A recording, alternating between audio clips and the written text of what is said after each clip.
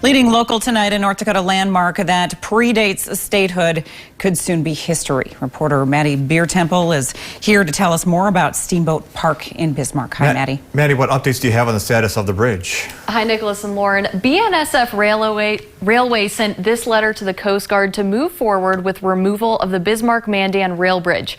One nonprofit fighting those efforts maintains hope that they'll preserve the bridge, but it may not be their choice, and the years-long battle could be coming to a head soon.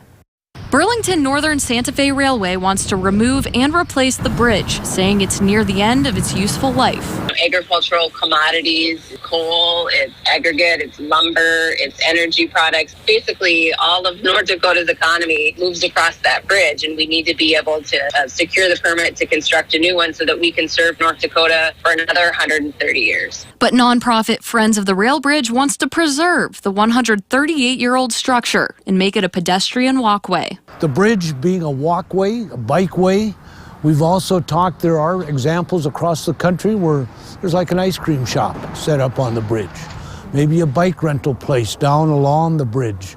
But a way that people could move across the bridge. That vision may not become reality. In a recent letter, the railway asked the Coast Guard to move forward with demolition.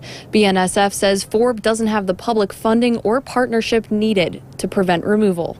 After years in the consulting process with both the Coast Guard and Forb, we came to agreement on certain actions and certain deadlines. Some of those sort of key points have either not happened or there hasn't been adequate information provided. But Forbes says that agreement is malleable and the cost doesn't come close to what BNSF had estimated. We signed a programmatic agreement along with BNSF that can be amended.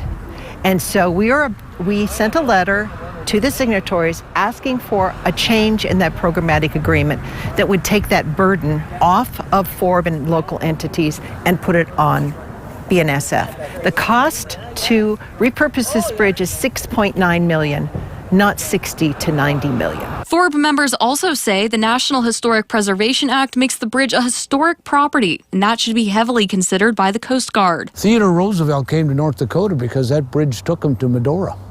If that bridge wouldn't have been here, perhaps Theodore Roosevelt never would have came to North Dakota to hunt. Snortland says they'll be meeting with the Coast Guard and BNSF next Friday. We're hoping that we can work out an agreement on how to move forward and have the best of both worlds, a brand new bridge and save the old one. The bridge has been here since 1883, and Forbes says it's hosting an event by the bridge next Sunday to let people learn more about their efforts. Nicholas and Lauren, back to you. Maddie, thank you so much. And now to our COVID-19 North Dakota.